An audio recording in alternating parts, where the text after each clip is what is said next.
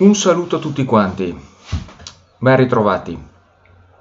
Allora, oggi parleremo, come potete vedere dalla nostra slide, della fine della Serenissima, la fine di Venezia. Fine di Venezia dopo più di 1000 anni di storia gloriosa. Torniamo a Napoleone e ai preliminari di Leoben, sono un punto fermo da cui è più facile partire. 18 aprile 1797. E Napoleone promette di cedere Venezia all'Austria solo se fosse pervenuto, però questa era la condizione, in possesso di Venezia in maniera legittima, legale. E accaddero due grandi avvenimenti che facilitarono la strada a Napoleone. L'episodio del Liberatore d'Italia, il 20 aprile, e l'episodio molto più sanguinolento delle Pasque veronesi, del 17 al 25. Due pretesti straordinari che consentivano a Napoleone di dichiarare guerra legittimamente a Venezia, o più o meno legittimamente, due episodi che manifestavano l'avversità, questa insomma era la prospettiva, la lettura di Napoleone, di Venezia nei confronti dei francesi.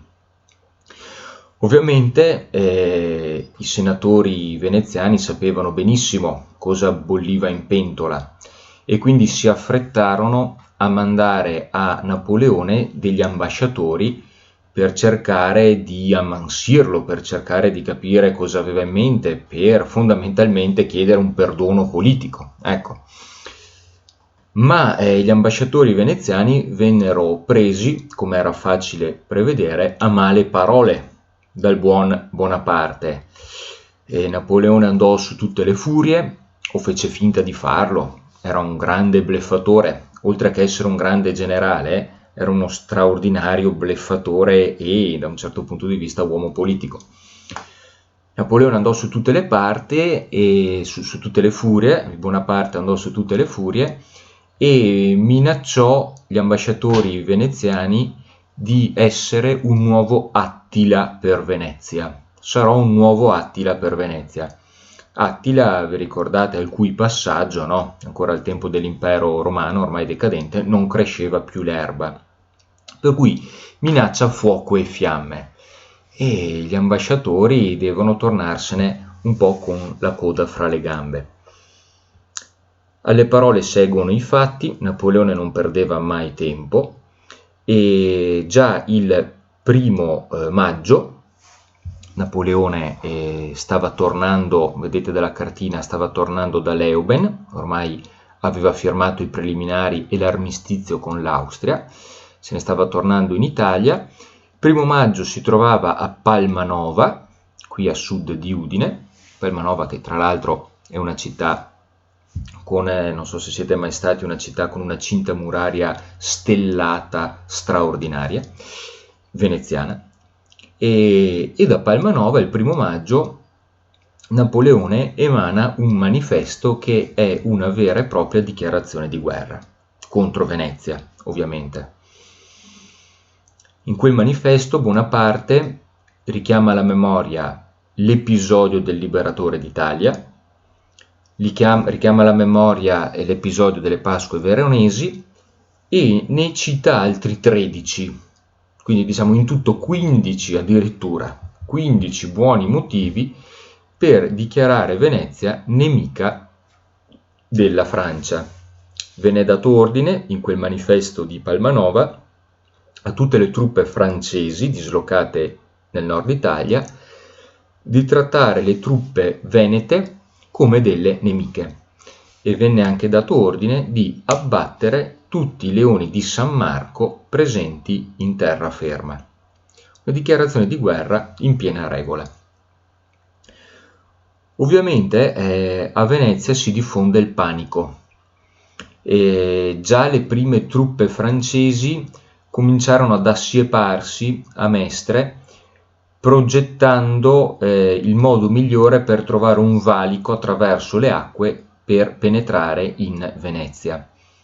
Erano solo le avanguardie francesi perché quelle truppe stavano aspettando il grosso dell'esercito che stava tornando col proprio generale Napoleone Bonaparte dalla campagna d'Austria, no? Si trovava a Palmanova, Napoleone e l'esercito, ma nel giro di pochi giorni avrebbero potuto arrivare anch'essi presso la laguna e quindi dare il colpo di grazia ad una Venezia ormai decadente, quantomeno da un punto di vista politico. Sapevano i veneziani che non avevano nessuno scampo, non avevano la forza militare per resistere, non avevano neanche più nessun alleato, perché anche l'Austria ormai era scesa a patti con il Bonaparte, per cui ci si rese conto a Venezia che la politica della neutralità disarmata fu una politica assolutamente fallimentare, però ormai era troppo tardi.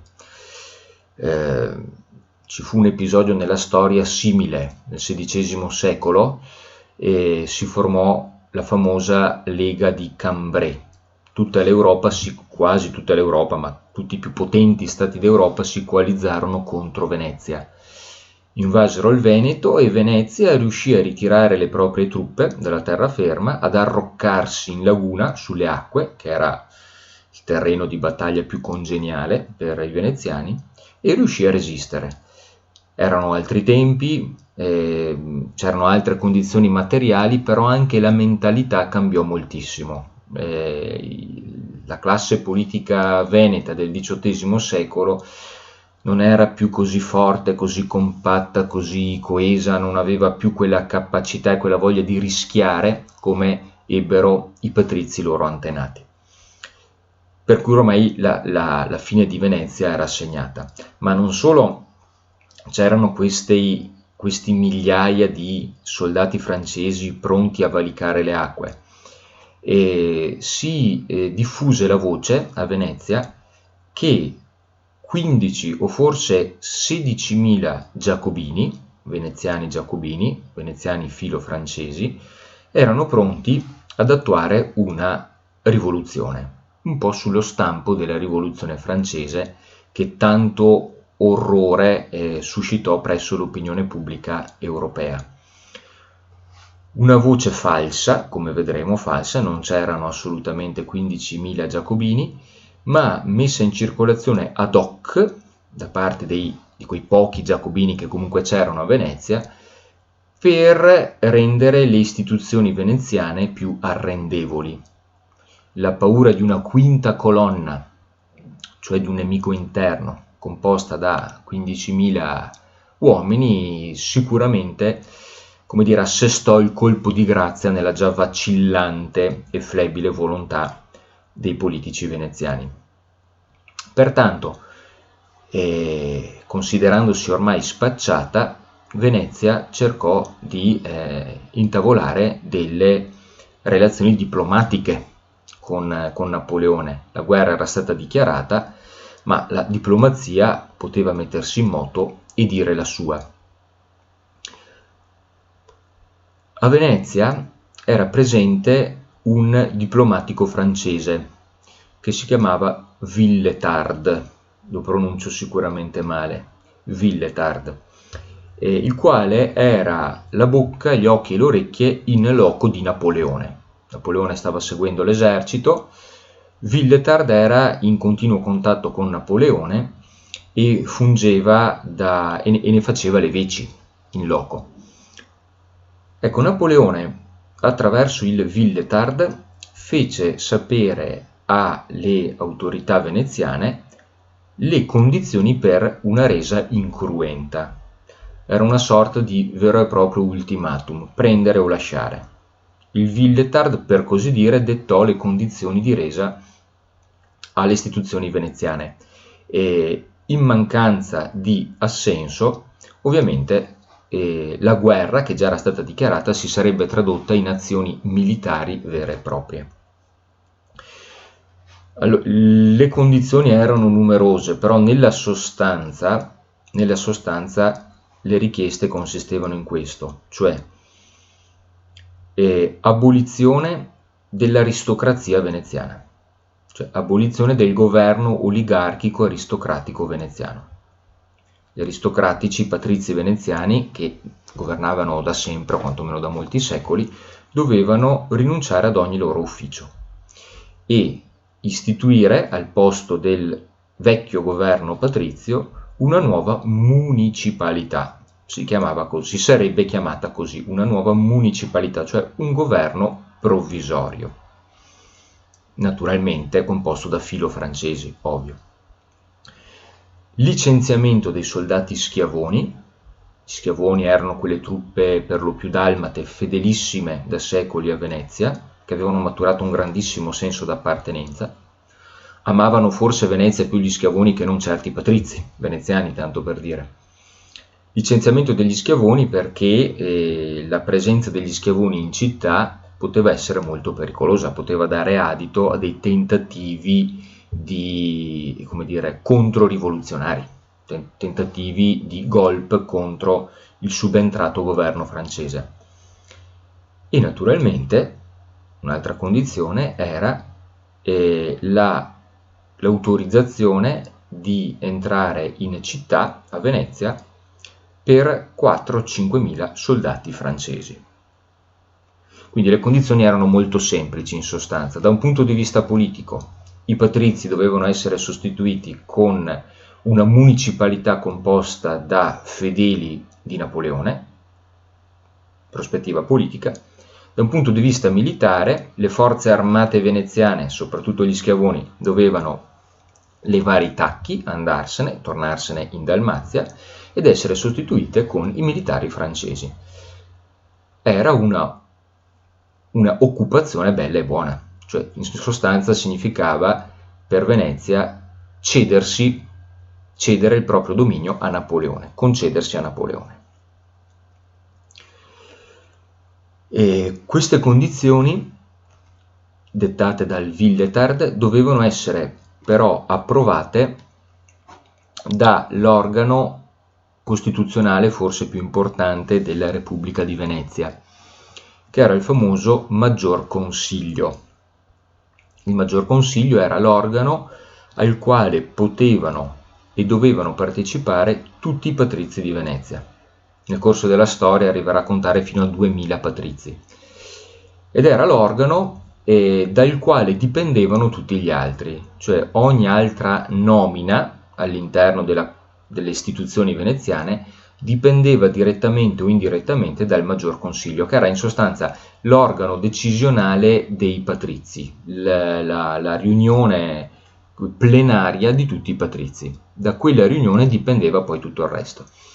Quindi le decisioni più gravi, più forti, più pesanti, più dense di conseguenze venivano sempre discusse presso il Maggior Consiglio e votate in quella sede. Maggior Consiglio, vedete nella slide, si riuniva proprio qui, come vedete, in Palazzo Ducale. Questo è, come è noto, Palazzo Ducale. Là in fondo vedete una cupola della Basilica di San Marco e questo è Palazzo Ducale. Ecco, in particolare la sala del Maggior Consiglio, che è la sala più grande di Palazzo Ducale, anche la più famosa al mondo, si trova presso questo lato qui. Dietro questa parete c'è tutta la enorme sala del Maggior Consiglio. Ecco, il doge veneziano, l'ultimo doge veneziano, che si chiamava Ludovico Manin, era il 120° doge di una lunga serie. Pensate che la storia dei dogi è ultramillenaria, 1100 anni di dogato a Venezia, 1100 anni per 120 dogi. L'ultimo doge, Ludovico Manin, ancora doge in carica però in questo momento, convoca il Maggior Consiglio per proporre queste condizioni di resa. I nobili si recano a Palazzo Ducale, quindi immaginate qui dentro, non c'era il numero legale, bisognava arrivare almeno a 600 presenze, si riunirono, erano poco meno i nobili che si riunirono, per cui non c'era il numero legale, ma l'urgenza del momento era tale da far, come dire, superare queste difficoltà.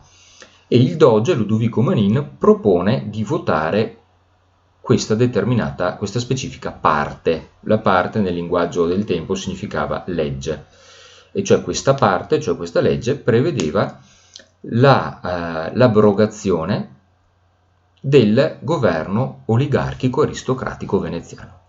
cioè venne chiesto ai patrizi di votare la soppressione del proprio ruolo politico. Ai patrizi venne chiesto di sopprimere fondamentalmente il patriziato stesso. E, come potete immaginare, fu una seduta molto concitata, presero la parola molti patrizi, si discuteva sul da fare, anche se comunque il risultato era ormai scontato, quando ad un certo punto la cosa divenne grottesca, cioè mentre stavano discutendo i patrizi, al di fuori di Palazzo Ducale si sentirono degli spari, dei boati, dei colpi di cannone. Chi erano? Erano le truppe schiavone, i dalmati, che a bordo delle loro navi stavano salutando in modo militare con dei colpi di cannone per l'ultima volta l'amatissima Venezia, per tornarsene a casa dall'altra parte dell'Adriatico. E infatti vedete qui vicino a Palazzo Ducale, su questa riva che non a caso si chiama, come forse sapete, Riva degli Schiavoni, è tutta questa strada qui che da Palazzo Ducale porta verso l'isola di Sant'Elena. Ecco, poco più in là si trova questa targa in cui si dice: su questa riva i valorosi soldati schiavoni, decisi a difendere Venezia, costretti da ingiunzione straniera ad abbandonare la città, cioè se ne andarono obtorto collo di malavoglia, espressero pubblicamente i plurisecolari legami di fedeltà che univano la Dalmazia alla Repubblica Veneta. E notate la data 1797, esattamente il giorno in cui appunto era in realtà il 12 maggio 1797, il giorno in cui venne convocato il Maggior Consiglio e il giorno in cui gli Schiavoni per l'ultima volta salutavano Venezia. Ecco, all'interno del Maggior Consiglio sentono questi boati, sentono questi spari, ma non sapevano, pensate, la scena è grottesca e è anche amaramente ironica, non sapevano che erano gli schiavoni che stavano, i fedelissimi schiavoni che stavano salutando Venezia, ma pensavano ad un colpo di Stato, perché ancora i patrizi erano convinti che ci fossero 15-16 mila giacobini pronti ad insorgere contro le istituzioni aristocratiche veneziane. Per cui, presi dalla foga, dal terrore, smisero subito di discutere, di argomentare e votarono immediatamente per l'approvazione della parte, cioè di quella legge che sopprimeva il patriziato veneziano. E così cessa di esistere in quel momento lì, 12 maggio 1797, cessa formalmente di esistere Venezia come era sempre esistita, la Serenissima Repubblica di Venezia, una repubblica aristocratica oligarchica. E quando i nobili abbandonarono Palazzo Ducale, cominciando piano piano a scemare verso le loro case, si resero conto, amaramente, ironicamente, che quei 15-16 mila giacobini che tanto temevano, in realtà esistevano solo nelle loro teste, non esistevano. E non abbiamo un numero preciso, ma i giacobini a Venezia erano pochissimi. Un numero assolutamente irrisorio, che non poteva destare preoccupazione da un punto di vista politico. Nella concitazione del momento, nella paura degli eventi e soprattutto anche in virtù del terrore che suscitavano le armate di Napoleone, si finì per crederci che c'era questa congiura pronta ad esplodere. In realtà, tornando a casa, i nobili videro che il popolo, che si era assiepato in piazza San Marco e nelle calli limitrofe, perché sapevano che il Maggior Consiglio stava prendendo una decisione di portata assolutamente storica, si resero conto che il popolo in realtà era tenacemente, compattamente marciano, cioè per San Marco. Tanto è vero che la massa di veneziani che si riversò in piazza San Marco e nelle calli attorno seguiva inizialmente in silenzio l'evolversi degli eventi. Era un silenzio irreale, fino a quando e questo dovette dar da pensare molto agli aristocratici e probabilmente li amareggiò parecchio, nel senso che si resero conto che non so, avrebbero, se avessero voluto resistere o tirare un po' di più la corda con Napoleone, anche se ormai non c'era più nessuna speranza, avrebbero comunque potuto godere dell'appoggio popolare. Tanto è vero che poi, caduta Venezia, apro e chiudo la parentesi, molti patrizi si trasferiscono, molti ex patrizi a questo punto, si trasferiscono nelle loro ville di terraferma, perché temevano il popolo. Venivano insultati, oltraggiati, considerati dei veri e propri traditori. Non l'unico, ma uno dei pochi che ebbe il coraggio di continuare ad abitare a Venezia fu proprio Ludovico Manin, l'ex doge, il quale nelle sue memorie, molto onestamente, diceva che quando lui camminava per strada a Venezia, puntualmente lo riempivano di insulti e lo accusavano di tradimento, a dire ecco l'affezione del popolo nei confronti della tradizione veneziana. Chiusa parentesi.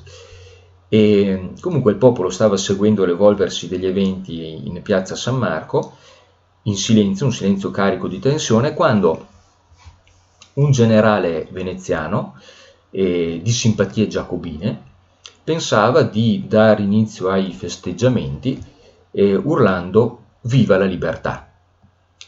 e a seguire il suo grido "Viva la libertà!"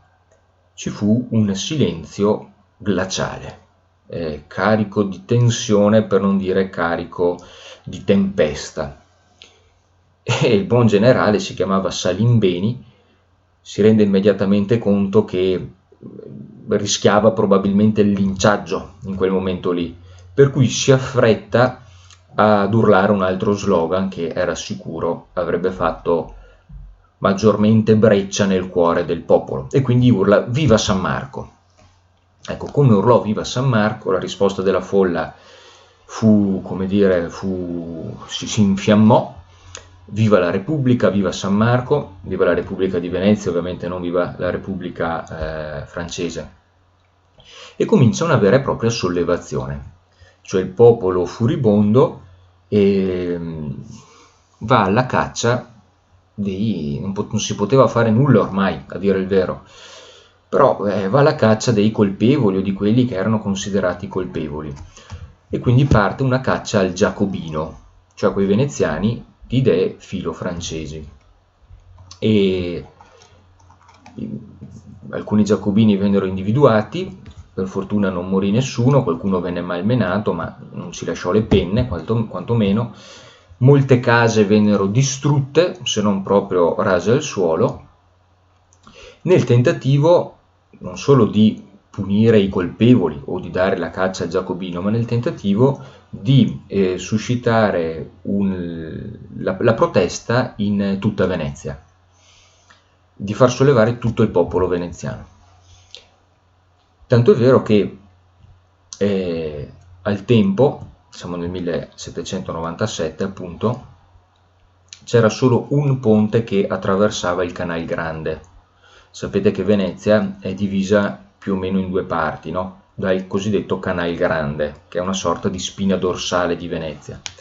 Ci sono 3 sestieri da una parte e 3 sestieri dall'altra. Venezia non è divisa in quartieri ma in sestieri, e come dice il nome ce ne sono 6. 3 da una parte di Canal Grande a destra e 3 a sinistra. L'unico ponte di raccordo tra i sestieri, quindi l'unico ponte che attraversava il Canal Grande, era il ponte di Rialto, famosissimo. Ecco, ad un certo punto i rivoltosi tentano di attraversare il ponte di Rialto per estendere la rivoluzione, l'insurrezione, se volete, anche agli altri sestieri che stavano dall'altra parte. E qui però le autorità veneziane decisero di intervenire con decisione. Tutto questo avviene sempre il 12 maggio, nelle ore immediatamente successive all'approvazione della parte, cioè della legge, da parte del Maggior Consiglio. Ecco, dopo alcune ore di caos, di tentata insurrezione, quando i rivoltosi tentarono di attraversare il ponte di Rialto per estendere la rivoluzione anche alla rimanente parte della città, intervennero le autorità veneziane con le guardie munite di artiglieria che fecero fuoco sui rivoltosi e rimasero morti al suolo circa una decina di rivoltosi e molti altri feriti.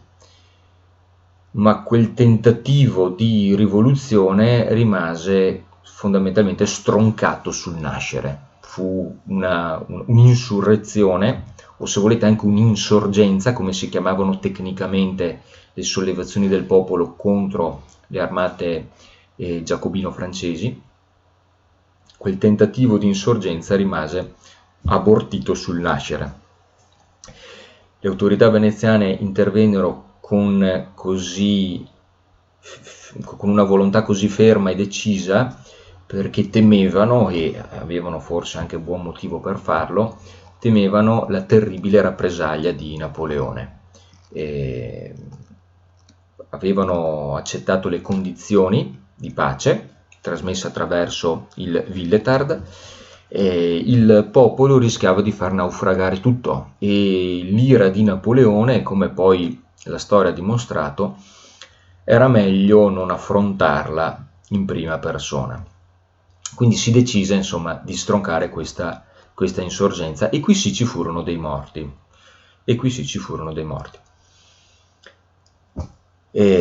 Ottenuto ciò che voleva Napoleone, cioè ottenuto l'abdicazione del maggior consiglio e dell'aristocrazia ad ogni forma di potere politico, il 16 maggio, quindi 4 giorni dopo, Napoleone firma la pace con Venezia. Quindi diciamo che dal 1 maggio al 16 maggio formalmente la Francia era in guerra con Venezia, non venne sparato un colpo, tutto si giocò a livello diplomatico. Il 16 maggio Napoleone firma la pace. Questa pace prevedeva delle clausole pubbliche e delle clausole segrete. Quelle pubbliche fondamentalmente ratificavano ciò che era già stato sottoscritto, cioè si annunciava, si ufficializzava l'abdicazione del maggior consiglio, cioè dei nobili veneziani al governo della città, e si concedeva a 5.000 soldati francesi di occupare Venezia.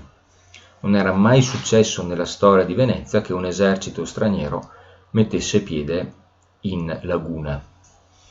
In terraferma sì, ma in laguna mai. E quindi era un evento storico, assolutamente. Le clausole segrete, invece, come facilmente immaginabile, prevedevano l'obbligo da parte di Venezia di sborsare un'enorme quantità di danaro.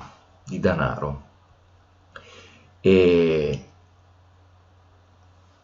in termini di milioni di lire torinesi o di ducati, una quantità al di là dei numeri enorme. Non solo, Venezia avrebbe anche dovuto cedere a Napoleone 20 preziosissimi quadri e circa 500 manoscritti.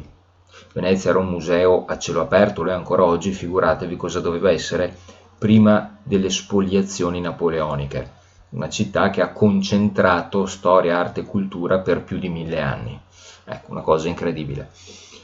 E queste clausole segrete vennero dettate anche per volontà del direttorio, cioè del governo francese stesso.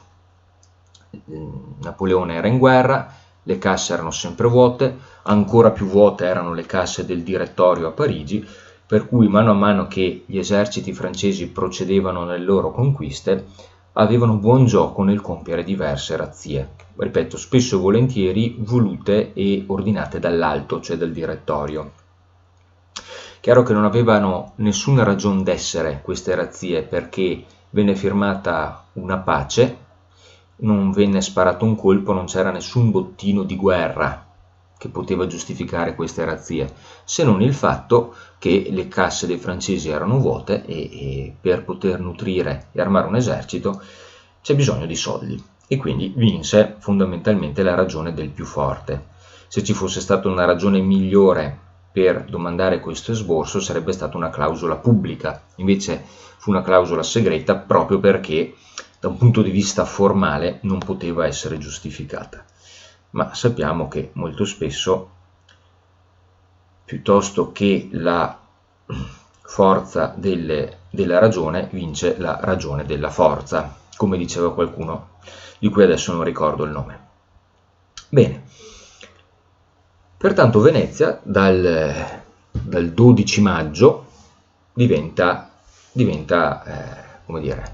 francese. E i militari arrivano subito dopo, ma formalmente il 12 maggio il Gran Consiglio abdica, il 16 è firmata la pace, di fatto diventa un satellite dell'esercito napoleonico. Cosa accade in questo periodo di governo giacobino / francese? Beh, allora innanzitutto venne creata, come era nei patti, una municipalità.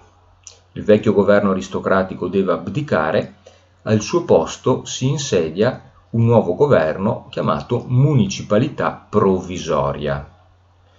Era quello stesso 16 maggio, lo stesso giorno in cui Napoleone firma la pace.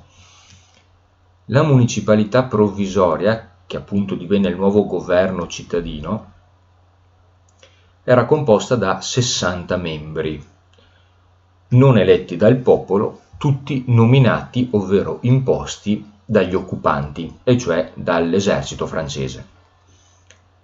E di questi 60 membri, solo 12 erano dei patrizi, a questo punto degli ex patrizi. Per lo più erano questi patrizi dei Barnabotti. Chi erano i Barnabotti? Erano i patrizi da decenni caduti in disgrazia, cioè patrizi che conservavano il titolo nobiliare e che quindi avevano diritto di sedere e di votare durante le riunioni del Maggior Consiglio, ma che per un motivo o per l'altro erano diventati poveri, tanto è vero che avevano bisogno di uno stipendio statale per poter sopravvivere. Facevano proprio fatica a sbarcare il lunario, questi Barnabotti. E per cui probabilmente questi patrizi Barnabotti, partecipando alla municipalità provvisoria, speravano di poter ottenere qualcosa, insomma, visto che versavano in condizioni economiche piuttosto difficili. In linea teorica, l'ex doge, a questo punto, Ludovico Manin, l'ultimo doge di Venezia, in linea teorica doveva presiedere la municipalità provvisoria, esserne il presidente. Con un gesto di dignità, di orgoglio, rifiutò e quindi rimase tagliato fuori. E molti altri municipalisti, cioè membri della municipalità, erano ovviamente giacobini, nominati dai francesi tra i veneziani, ma di sicure, di fedeli idee giacobine. D'altronde la municipalità doveva essere un governo, tra virgolette, fantoccio, docile alle direttive degli occupanti, che erano i francesi, naturalmente. E ancora tra i municipalisti, degno di nota, c'erano 3 ebrei. Gli ebrei da secoli dovevano risiedere nel ghetto. Il ghetto di Venezia fu il primo al mondo, la parola ghetto è proprio un termine veneziano, e tra le varie restrizioni gli ebrei non potevano accedere alle cariche politiche, nemmeno molti altri veneziani non nobili, a maggior ragione gli ebrei. Ecco, 3 ebrei accedono al governo cittadino, alla municipalità. E di questi 3, una, tra l'altro, era una donna, questa Rita Vivante, appunto membra della famiglia Vivante, una famiglia ebrea di origini corfiote, quindi proveniente da Corfù, dominio veneziano per secoli, e famiglia Vivante che aveva aderito alle idee della rivoluzione francese e che aveva anche finanziato in parte aveva finanziato la campagna napoleonica in Nord Italia. Ecco, anche Rita Vivante adesso sedeva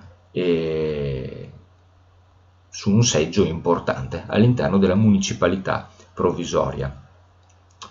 Degno di nota è anche il famoso Ugo Foscolo. Ugo Foscolo non fu un municipalista, però collaborò attivamente come segretario per la municipalità provvisoria.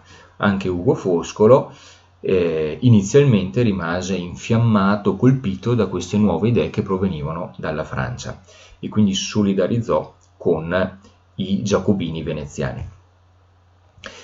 Ecco, Napoleone riuscì a centrare il grande obiettivo che si era prefissato, quello di instaurare a Venezia un governo amico, anzi, ben più che amico, un governo del tutto docile, se volete succube alla sua volontà. Da un punto di vista formale è esattamente ciò di cui aveva bisogno. Aveva bisogno di un governo che appoggiasse formalmente la cessione di Venezia all'Austria attraverso la mediazione di Napoleone, il quale in cambio avrebbe ottenuto il riconoscimento francese nella Repubblica Cispadana, cioè in Lombardia. Pertanto il progetto politico di Napoleone era sul punto di realizzarsi. Ecco, il governo di questa municipalità provvisoria non è passato, che comunque durò pochi mesi, non è passato alla storia come un governo particolarmente illuminato. D'altronde la contingenza storica era molto complessa. Un primissimo provvedimento, come capita quasi sempre, fu di natura economica, e cioè la municipalità impose ai veneziani più abbienti, per lo più patrizi ma non solo, un prestito forzoso, quindi un prestito obbligatorio, di 1 milione di ducati d'oro. Era una cifra enorme, enorme.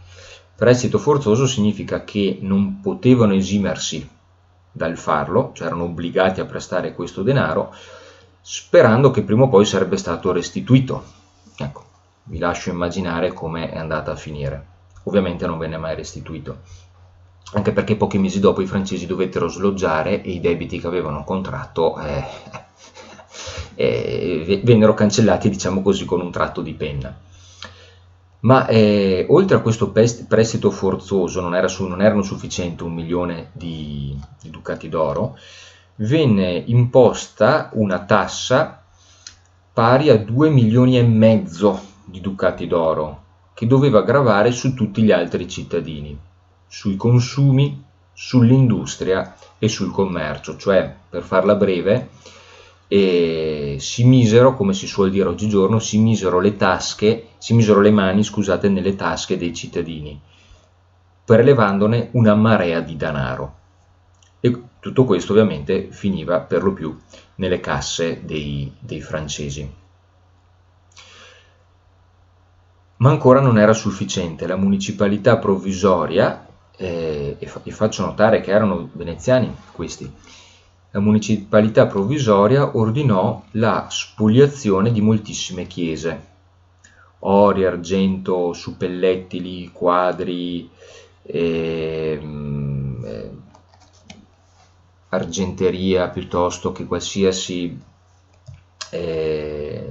incunaboli, qualsiasi cosa preziosa che poteva trovarsi all'interno delle chiese, venne fatta requisire. Ecco, vedete qui, questa è una chiesa che si trova a Venezia, Santa Maria della Visitazione. Questo cubo che vedete giallo non c'entra nulla, cioè è un'opera d'arte moderna, però sinceramente in questo momento mi sfugge il significato. E vi mostro questa immagine perché potete vedere in cosa consiste la spoliazione di una chiesa, cioè rimangono fondamentalmente solo le mura.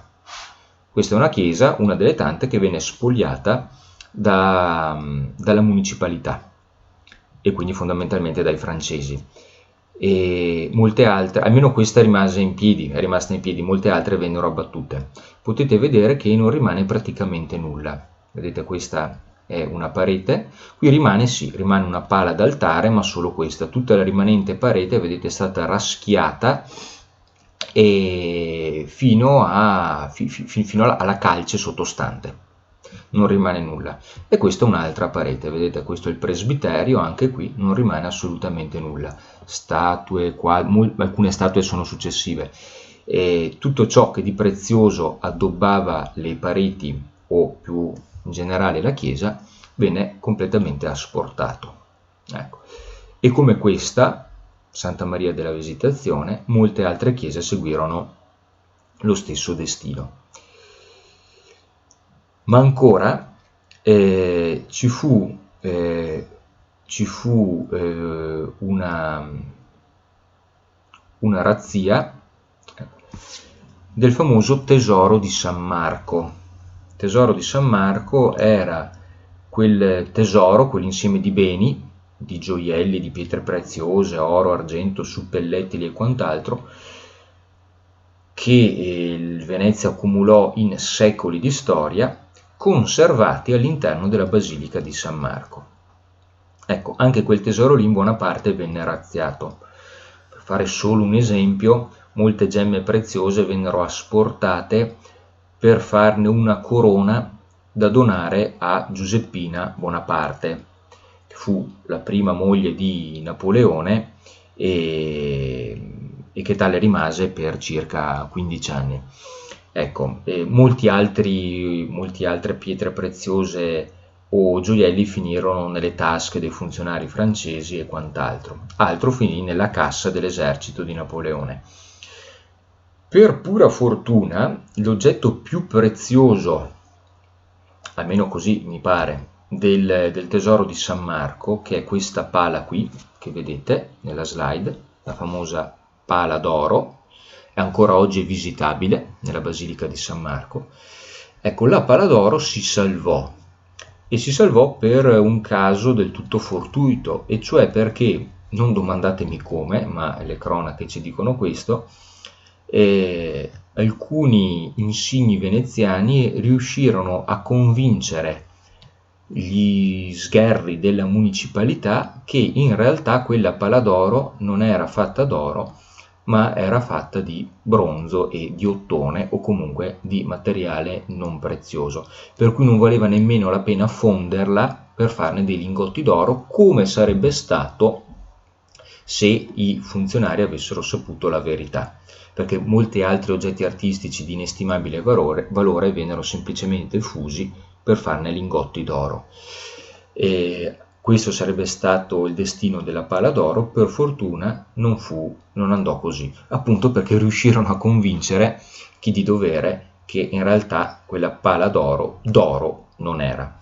Ecco, una pala straordinaria, vedete, fatta d'oro, d'argento, di smalti, di pietre preziose, e adesso qui non lo si percepisce dalla slide, ma è anche parecchio grande, sono 140 cm per 348. Un oggetto artistico di inestimabile valore, non solo per il valore intrinseco dell'oro e dell'argento, ma per la raffinatezza artistica che lo contraddistingue. È ancora visitabile nella Basilica di San Marco, qualcosa per fortuna è rimasto. Ma ancora la municipalità, che era una municipalità giacobina, filofrancese, fece quello che i francesi avevano già fatto anche altrove, per esempio a Verona, ma non solo, cioè la distruzione dei simboli del passato, dei simboli della tradizione, dei simboli dell'aristocrazia. E in particolare venne ordinata la distruzione dei leoni. Qualcuno l'ha chiamato una sorta di tripudio iconoclasta. L'iconoclastia, vi ricordate, è quella visione, quella filosofia per la quale le immagini devono essere distrutte. Ecco, qui forse più che iconoclastia bisogna parlare di leontoclastia, cioè un odio viscerale nei confronti del simbolo del leone. perché il simbolo del leone rappresentava la storia e la tradizione aristocratica di Venezia. E si decise quindi di far abbattere tutti i leoni presenti nella terraferma, cioè nei domini di Venezia, Venezia centro storico, e di tutti i domini della terraferma. Qualcuno diceva che al di là del fatto che il leone rappresentasse questa tradizione oligarchica, non era possibile che fosse il leone a veicolare il nuovo messaggio di pace e di fratellanza di cui si facevano interpreti i giacobini. Il leone è un segno di forza, molto distante appunto da quella libertà, armonia, pace e fratellanza che invece auspicavano i giacobini, per cui per un motivo o per l'altro, insomma, andavano abbattuti. Si cominciò da Venezia stessa. Vennero assunti 3 scalpellini disoccupati e si fece fare loro il giro di tutta Venezia, non so quanto ci misero, penso parecchio, per scalpellare tutti i leoni presenti all'interno della città. Provate a immaginare quanti potevano essere. Ecco, alcuni avevano poco valore, a dire il vero, altri invece avevano un valore straordinario. Vennero scalpellinati, giusto a mo' di esempio, alcuni tra, anzi i leoni più importanti di Piazza San Marco. Quello lì, vedete, questa è la torre dell'orologio che vedete in questa immagine qui. Questo leone che ancora oggi svetta sulla torre non è originale, perché quello originale venne fatto scalpellinare dai giacobini. Ecco, nella versione originale in genere c'era sempre anche un doge inginocchiato di fronte al leone. Adesso lo vedremo tra un attimo. E in quel caso era Agostino Barbarigo. Quando poi venne fatto ricostruire il leone, si ricostruì solo il leone, non anche il doge inginocchiato di fronte al leone. Ma ancora, ecco, qui potete vedere, questa è una tavola che ricostruisce un pochino la spoliazione del tempo. Vedete il leone che viene fatto abbattere, si schianta per terra, la bandiera di San Marco che viene ammainata e quella francese che invece viene issata.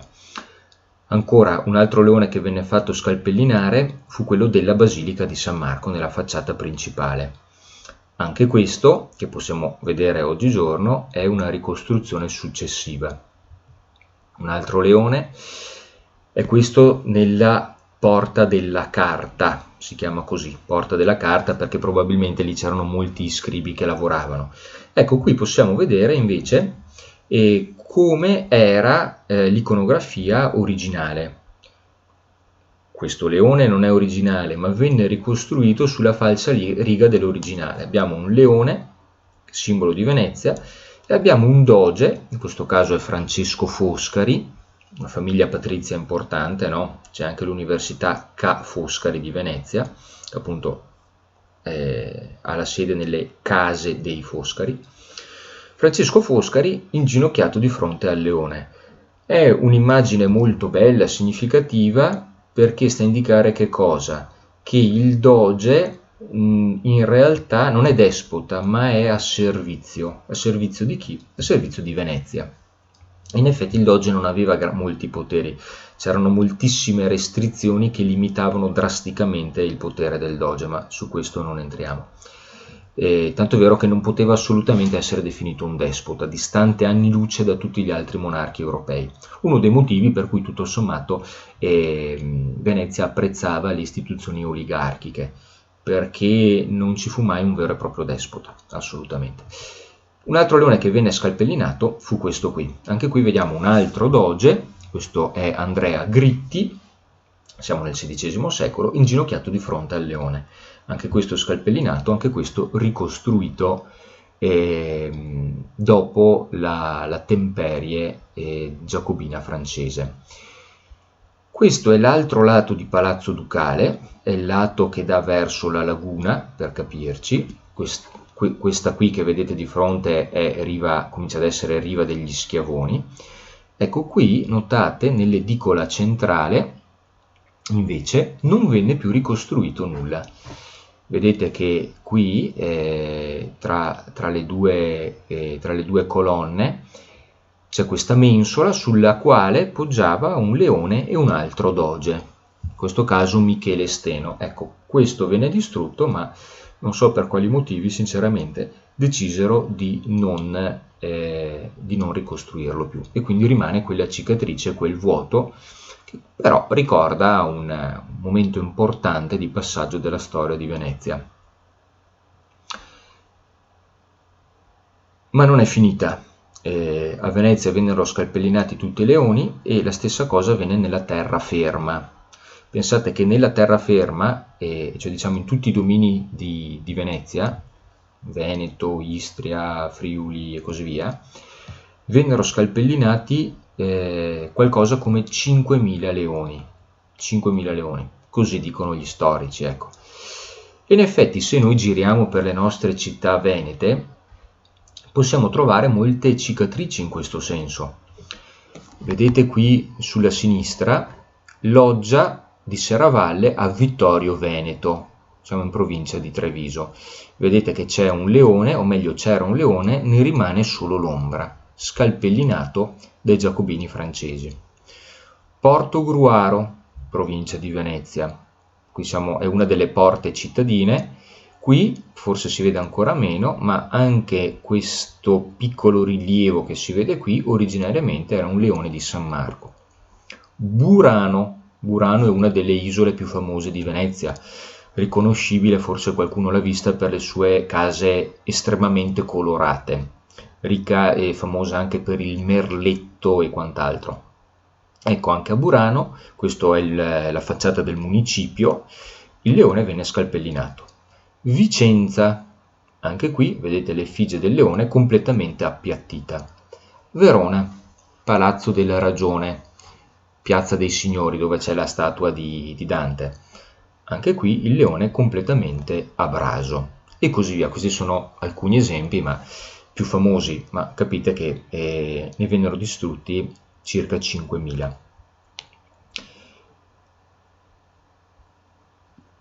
Questo leone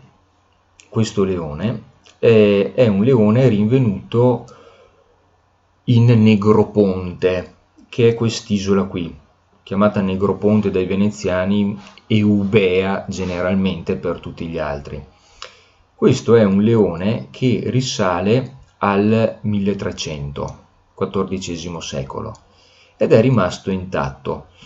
Tenete conto che, perché ve lo mostro, perché il Negroponte, quest'isola qua, nella seconda metà del XV secolo venne conquistata dai turchi, e i turchi saranno per secoli acerrimi nemici dei veneziani.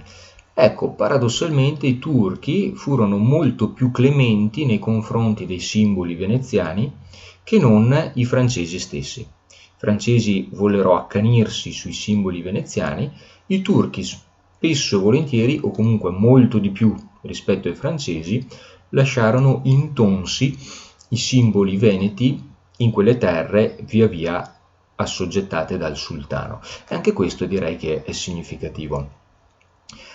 Alcuni leoni, qui siamo all'Arsenale di Venezia, alcuni leoni, per esempio questo, possiamo vedere la targa, sono esplicitamente ricostruzioni successive. Vedete, in memoria del conte Piero Foscari, non ci interessa chi sia, per pubblica sottoscrizione, questo leone venne qui collocato in luogo di quello che fu scalpellato nel 1797. Ecco, quindi alcune targhe ricordano ed esplicitano questa azione leontoclasta, se si può definirla così, e la sostituzione con nuovi leoni dopo la dipartita dei francesi. Una cosa ancora curiosa è che per, a dire il vero,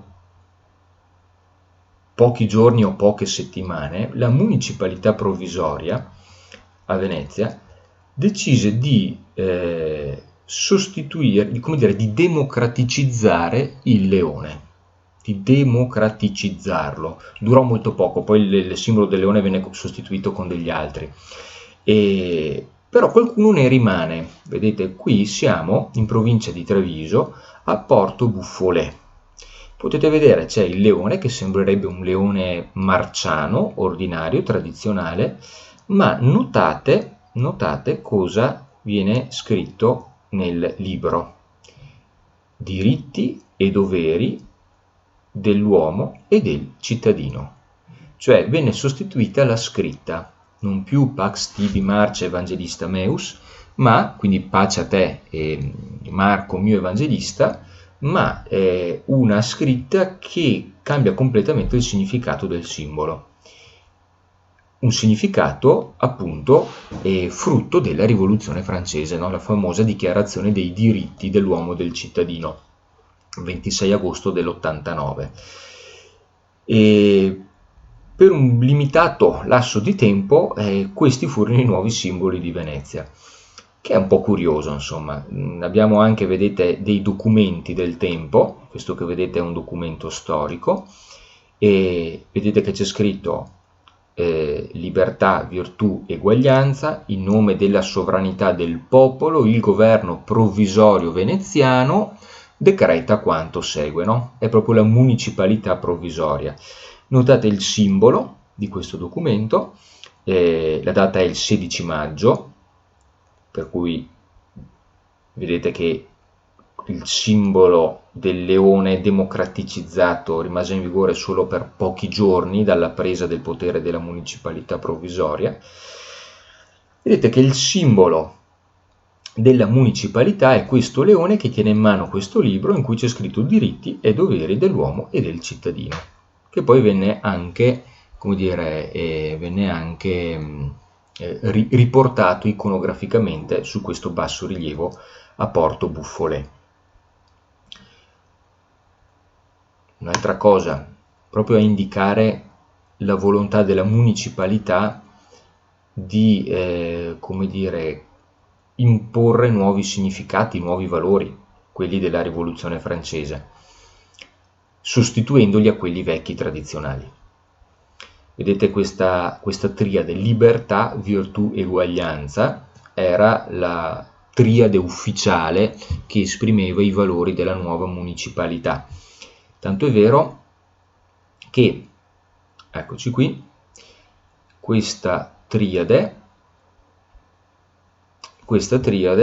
venne utilizzata per ribattezzare il significato dei tre famosi pili portabandiera presenti di fronte alla facciata della Basilica di San Marco, che sono questi tre qui che vedete.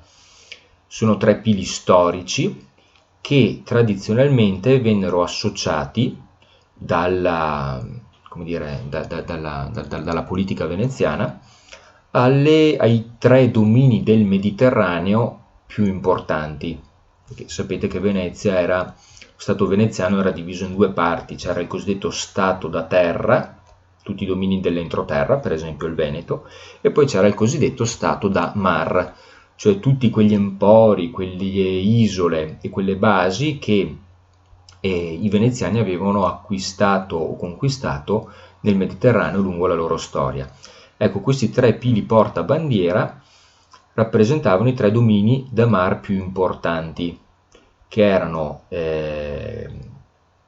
la Morea, ovvero l'attuale Peloponneso, Candia, ovvero l'isola di Creta, veneziana per secoli, e Cipro. Ecco, e questi tre significati associati a questi tre pili vennero sostituiti con libertà, virtù, eguaglianza. Ecco, e questo ovviamente aveva un significato ideologico propagandistico importante, no? Cioè si tennero fermi i significanti, cioè l'aspetto estetico immediato di diverse cose, ma ne venne sostituito il significato. A parità di significante venne sostituito il significato. Bene, Andiamo avanti. Venne poi, sempre su questa scia, no? Di tipo politico-ideologico, venne poi organizzata una festa della libertà in piazza San Marco. Correva il mese di giugno, quindi poco dopo l'insediamento della municipalità provvisoria. Si organizzò, era una domenica di Pentecoste, si organizzò una festa della libertà. Vennero innalzate 3 tribune, in questa ricostruzione storica potete vederne un paio, una qui e una qui, una per i municipalisti e le altre 2 per i soldati francesi, che nel frattempo erano già entrati a Venezia. E il culmine, durante questa festa, venne innalzato, lo vedete qui, l'ormai tradizionale, per così dire, albero della verità, con tanto di berretto frigio, d'accordo? Quello che fecero un pochino ovunque i francesi, l'abbiamo visto a Verona, lo fecero anche a Venezia. Il culmine di questa festa della libertà lo si raggiunse con il rogo degli oggetti legati alla aristocrazia, cioè venne fatto un falò con quei simboli che più marcatamente denotavano il potere aristocratico a Venezia. Quindi vedete qui, questa immagine ovviamente è una ricostruzione storica, però queste cose avvennero, cioè venne bruciato per esempio il libro d'oro. Eccolo qui, il libro d'oro era quel libro nel quale erano inseriti i nomi dei patrizi. Chi era patrizio a Venezia? Punto di domanda. Formalmente colui il quale nome era incluso nel libro d'oro. Per cui bruciare il libro d'oro significava bruciare l'aristocrazia, bruciare il concetto di aristocrazia. Ma vennero bruciate anche le insegne dogali, cioè le vesti e i paramenti tipici del doge. Qui vedete per esempio, famosissimo, il simbolo più famoso del doge, il famoso corno ducale, che era il copricapo tipico del doge. Ecco, lo vedete qui, questo copricapo, questo corno ducale mi sembra che sia conservato al Victoria and Albert Museum di Londra, e nell'immagine lo vedete qui, d'accordo? E poi una serie di altri simboli appartenenti all'aristocrazia. Vedete l'albero della libertà, vedete che ci sono delle persone che vi stanno danzando attorno, era la solita danza e il canto della Carmagnola, tipica danza e canto giacobino, che si diffuse un po' in tutta Europa attraverso i giacobini stessi. E poi anche qui avvennero, per esempio, vennero stipulati ai piedi dell'albero della libertà dei matrimoni civili, come avveniva anche altrove. E qualcuno addirittura decise di sbattezzarsi ai piedi dell'albero della libertà, cioè di di abiurare la fede, di dichiarare nullo il proprio battesimo, attraverso il quale era diventato membro della Chiesa Cattolica. E altri giacobini più fanatici, più estremisti, già progettavano di convertire le chiese ad altre funzioni. Qualcuno auspicava e proponeva di eliminare i sacerdoti addirittura, un po' come avvenne con i massacri in carcere a Parigi, con i massacri di settembre, no, del 1792. Ecco, quest'ultimo proposito fortunatamente non ebbe seguito, non ci furono massacri di sacerdoti a Venezia. Molte chiese però vennero o rase al suolo o convertite ad altre funzioni. Se non sbaglio circa un'ottantina di chiese, un po' in questo momento, ma soprattutto nel periodo di occupazione successiva, perché i francesi se ne andranno di qui a poco, ma poi torneranno. Quindi diciamo che nell'arco di circa 10 anni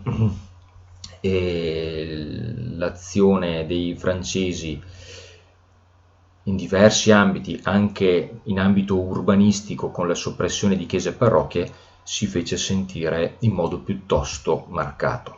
Ecco.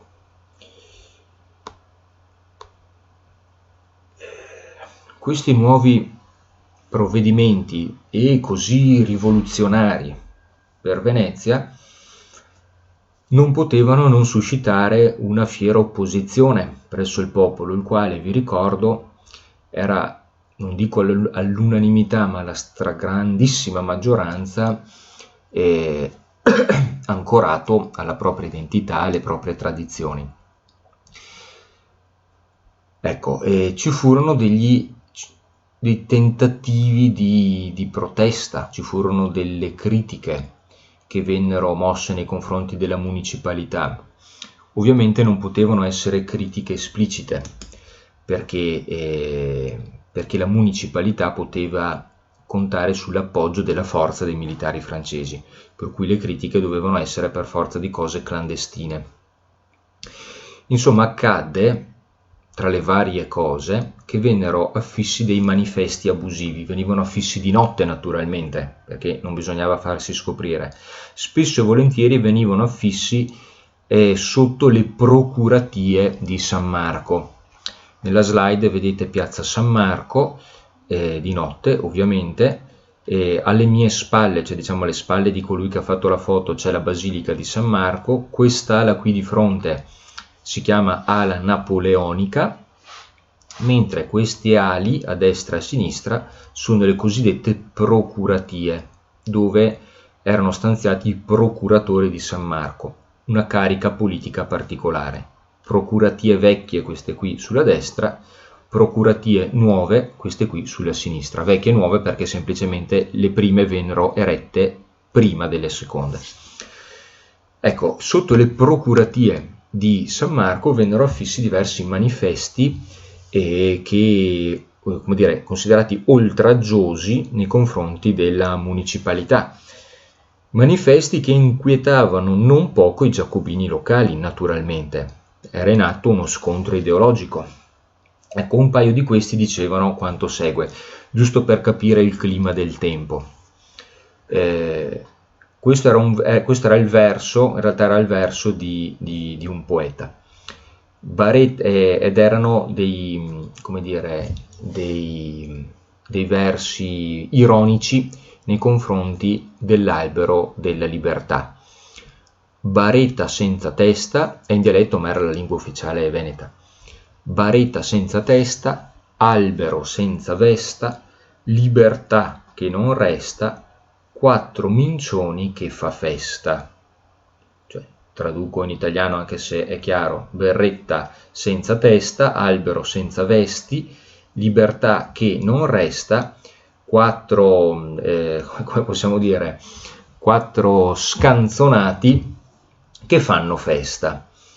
Il significato qual è? Provo a parafrasarlo. Berretta senza testa deve fare riferimento al berretto frigio posto in cima all'albero della libertà. C'è il berretto ma non c'è la testa, come dire, è un berretto senza intelligenza.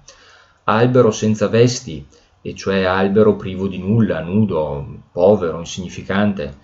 Libertà che non resta, c'è una libertà effimera, che non dura. Parole al vento, penso sia questo il significato. Quattro scanzonati, parafrasiamo così, che fanno festa, cioè poche persone che si divertono. Ecco, qual è il significato di fondo? Cercare di denigrare il significato giacobino dell'albero della libertà e di tutti i valori retrostanti. Un altro manifesto, questo sì che era anonimo: avviso al popolo che sotto l'aristocrazia vi era la quiete, che ognuno lavorava, ma che sotto la democrazia significa la nuova municipalità provvisoria, che a dire il vero di democratico non aveva tanto perché era stata imposta dai soldati francesi, ognuno è privato delle sostanze, cioè siamo tutti più poveri, che l'arsenale è spogliato. L'arsenale era il cantiere navale più grande, che per diversi secoli è stato il più grande e il più importante d'Europa, dove Venezia fabbricava le proprie navi. Dedichiamoci quindi consegniamoci, veneziani, consegniamoci ad un sovrano. Evviva il principe Carlo. Qui fa riferimento al principe Carlo d'Asburgo, cioè a dire, piuttosto che i francesi, con tutte le spoliazioni che stanno mettendo in atto, meglio gli austriaci. Consegniamoci ad un sovrano e viva il principe Carlo. Questo era un po' il clima del tempo, insomma era in atto, come ovunque in Europa, uno scontro ideologico molto forte.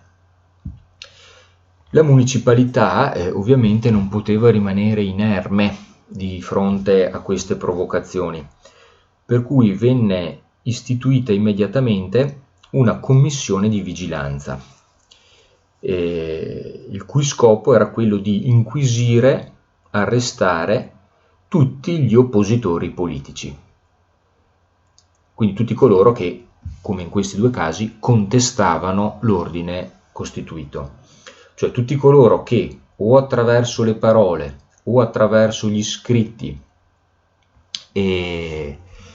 incitavano alla rivoluzione o all'insurrezione contro la municipalità provvisoria, oppure tutti coloro, pensate, che semplicemente urlavano viva San Marco, ecco, a tutti costoro sarebbe stata comminata la pena di morte.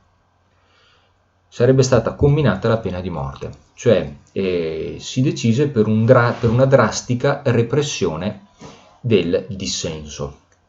Non era ammesso nessun tipo di tentativo insurrezionale. E anche questo è molto curioso, apriamo una piccola parentesi, e cioè il fatto che il termine rivoluzionario sia un termine estremamente relativo. La storia ormai ha dimostrato che, almeno così mi sembra, che i rivoluzionari sono rivoluzionari fino a quando non prendono il potere. Se riescono a prendere il potere, cessano di essere rivoluzionari e diventano assolutamente conservatori. È capitato così in Francia. I rivoluzionari francesi teorizzavano per sé il diritto alla rivoluzione, ma non per i nemici. È successo così con la rivoluzione sovietica.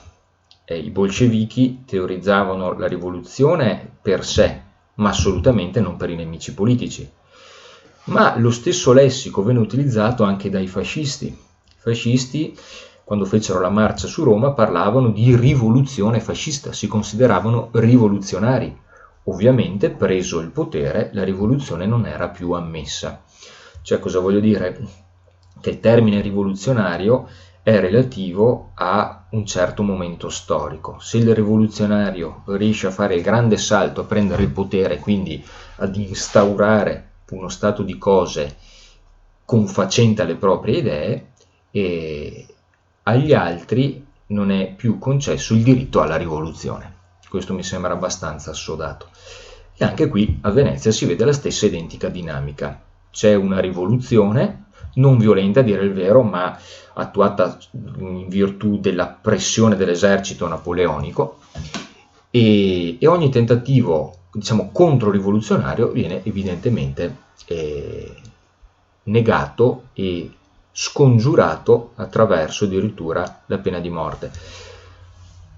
Pensate, sempre per capire il clima, che a tutti i vari osti, cioè coloro che possedevano delle osterie a Venezia o che avevano delle locande, era fatto obbligo di denunciare coloro che all'interno della propria locanda avessero avviato discorsi di stampo rivoluzionario. Siccome nelle osterie si parlava, a volte si urlava, a volte si beveva un po' troppo, a volte le parole scappavano, insomma sappiamo com'è il clima delle osterie.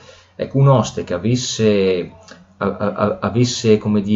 annusato una certa tendenza controrivoluzionaria nei discorsi dei propri clienti avrebbe dovuto denunciarli alle autorità, altrimenti lo stesso oste avrebbe ricevuto 5 anni di reclusione.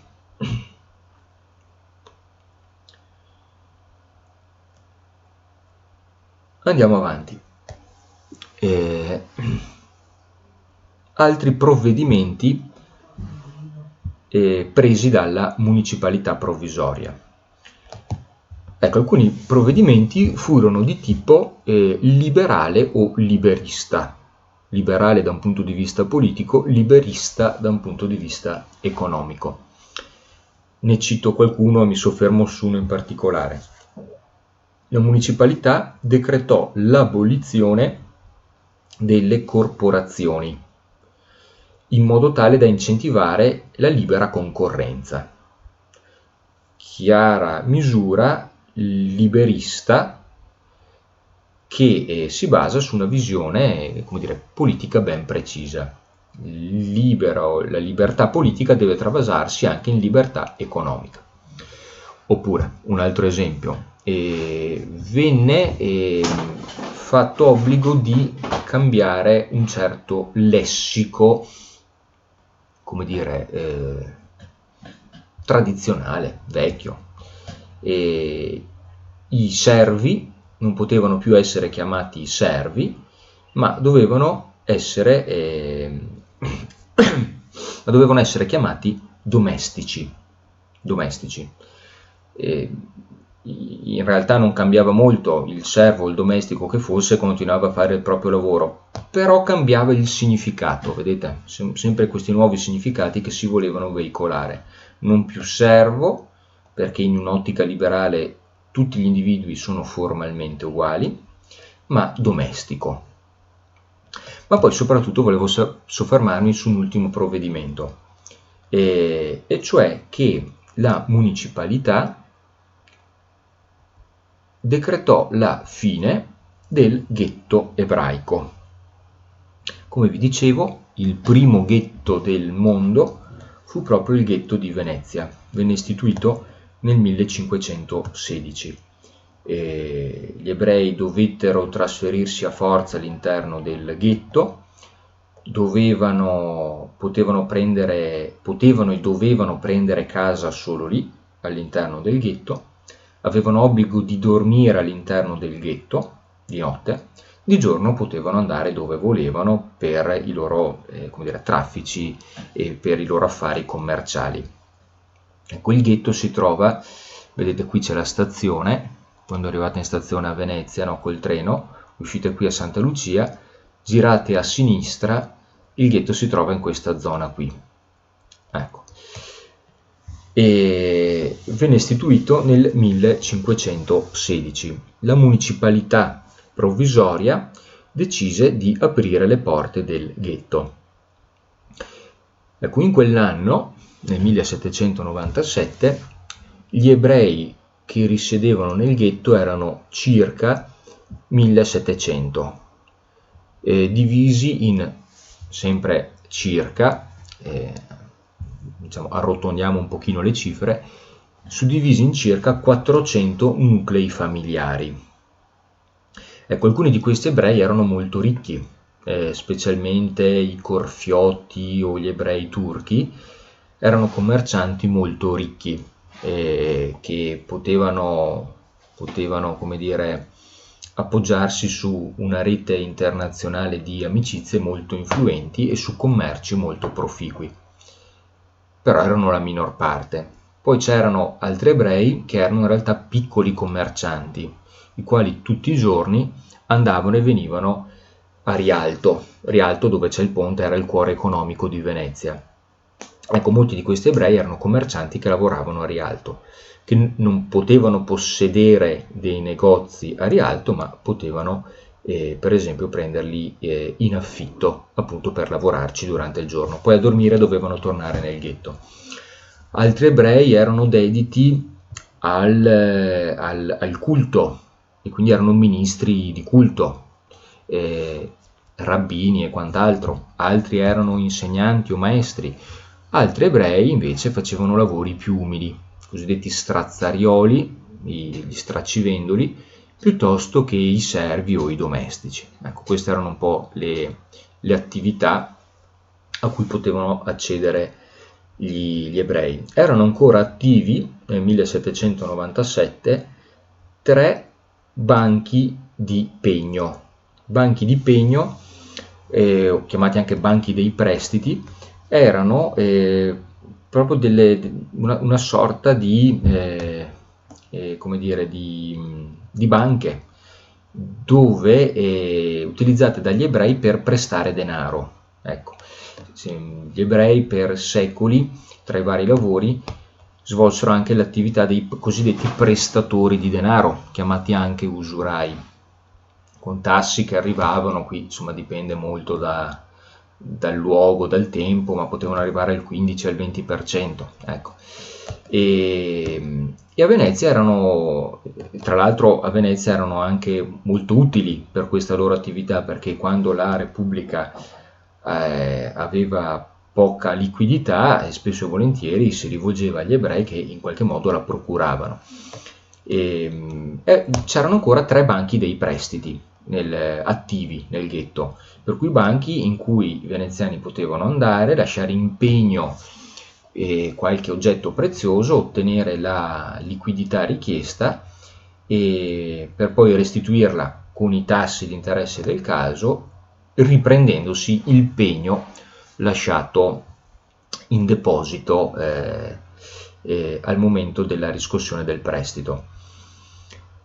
Ecco, tenete conto che l'istituzione ghetto, chiamiamola così, l'istituzione ghetto, nel corso del XVIII secolo cominciava già ad entrare un po' in crisi, cioè, voglio dire, questa netta separazione tra ebrei e cristiani, voluta dalle autorità veneziane, ma non solo, un po' in tutta Europa, a partire dal XVI secolo.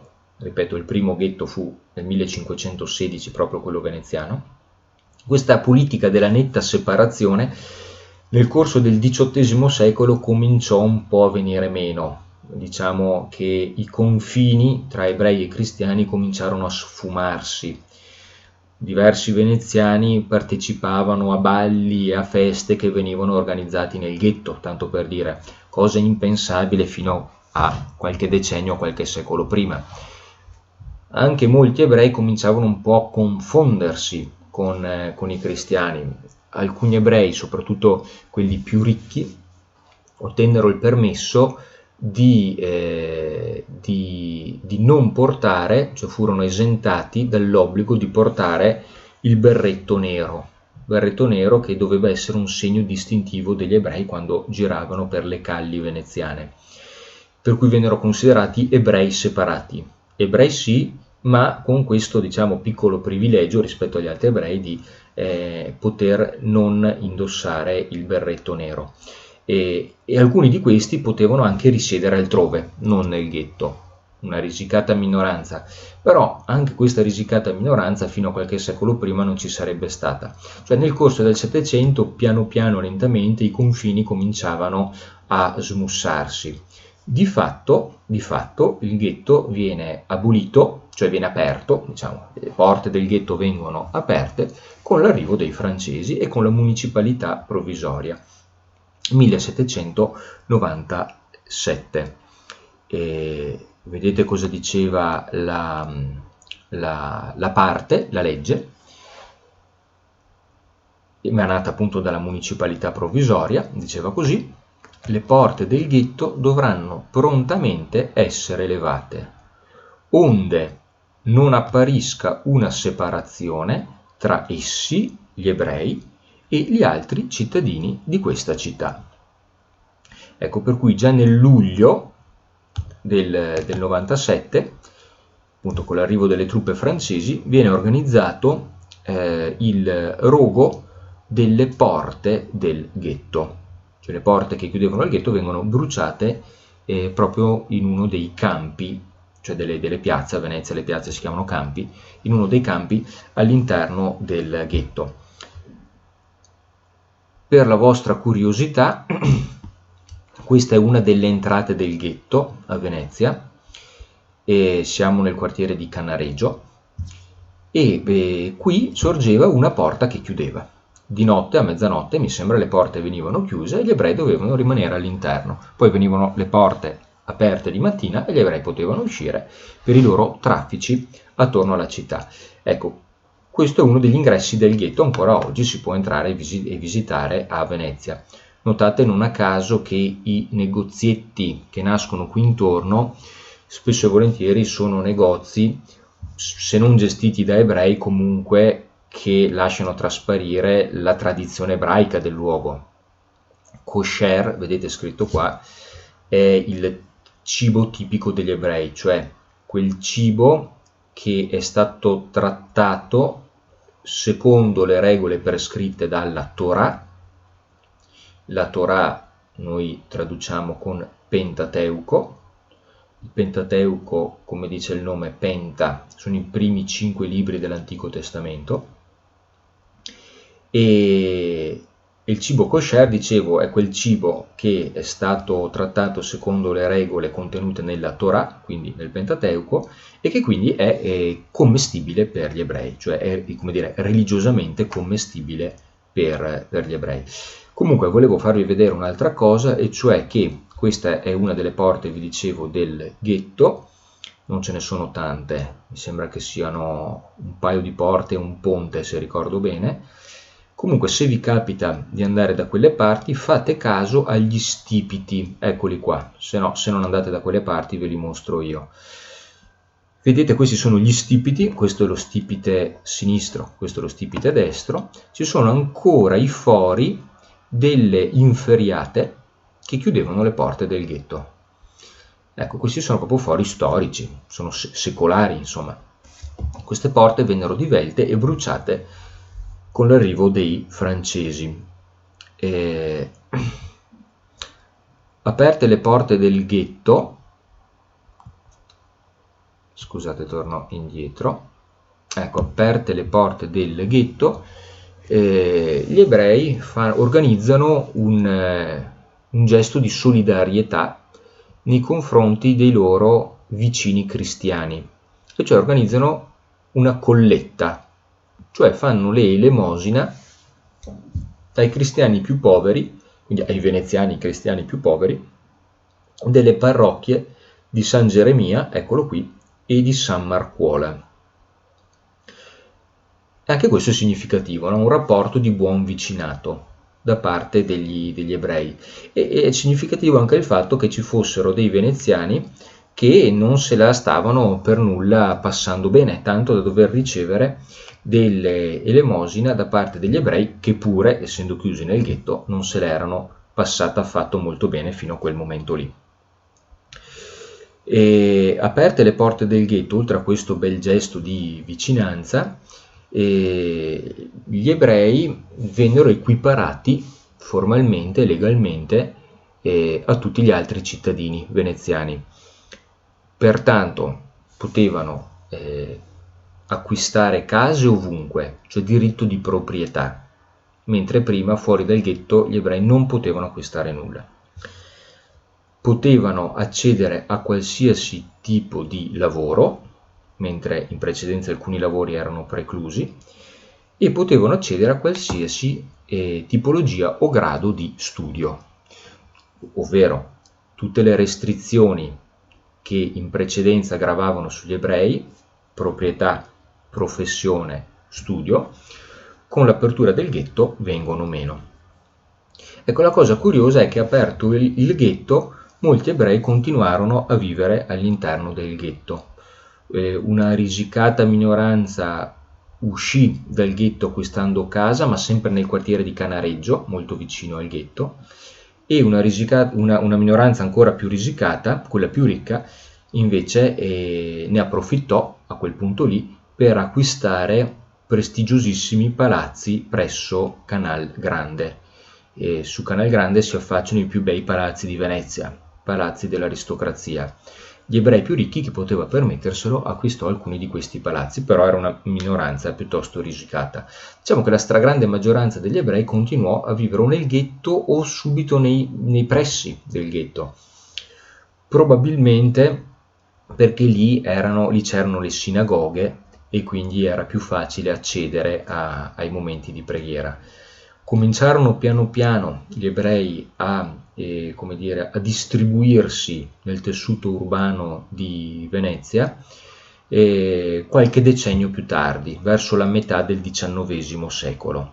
Troviamo ebrei che acquistano casa un po' ovunque, sempre però tendendo a riunirsi tra di loro, cioè a prendere casa gli uni vicino agli altri, quindi distribuendosi per tutta Venezia, ma un pochino a macchia di leopardo. Ecco, ancora oggi il ghetto è visitabile, è liberamente accessibile, è una strada pubblica e con tanto di museo.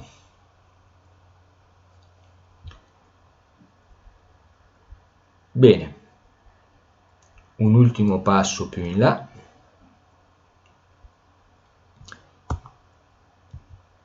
Questo l'abbiamo visto, eccoci qui. E abbandoniamo per un attimo Venezia e ampliamo lo sguardo. Siamo sempre nell'anno 1797 e notate come questi anni 96-97 furono veramente rivoluzionari per tutto il nord Italia e non solo. E nel giugno del 97 Napoleone conquista di fatto anche la Liguria, creando la Repubblica Ligure. Anche qui sempre con il solito metodo ormai consolidato. I giacobini locali tentano una rivoluzione, si crea del caos, viene richiesto l'appoggio dei militari francesi che non aspettavano altro di ricevere una richiesta d'aiuto, i quali entrano in armi in Liguria, a Genova, e instaurano un governo amico. Il canovaccio è più o meno sempre questo. E sempre nello stesso mese, a giugno del 97, venne creata la Repubblica Cisalpina. La Repubblica Cisalpina, che vedete qui nella cartina in verde, è semplicemente la fusione di due realtà politiche precedenti, cioè della Repubblica Cispadana, la Lombardia, e della Repubblica Transpadana, l'Emilia-Romagna, entrambe già create da Napoleone nel 96. Vennero fuse insieme e si creò questa Repubblica Cisalpina. Ecco. Una cosa degna di nota è che creata la Repubblica Cisalpina, il nostro famoso tricolore, lo citiamo ovviamente perché è attualmente la bandiera italiana, il nostro famoso tricolore che apparve per la prima volta nella Repubblica Cispadana venne ruotato di 90 gradi e divenne nella Repubblica Cisalpina e divenne di fatto divenne l'attuale tricolore italiano, vedete, dalle strisce orizzontali alle strisce verticali. Il tricolore della Repubblica Cisalpina. Poi di lì piano piano il tricolore si impose un po' ovunque fino a diventare il simbolo della nazione italiana quando verrà creata l'Italia nel 1861. Ecco. Un altro avvenimento fondamentale da un punto di vista geopolitico del 97 è importantissimo, il Trattato di Campo Formio, 17 ottobre 1797. Con il Trattato di Campo Formio in sostanza si ratificavano i preliminari di Leoben.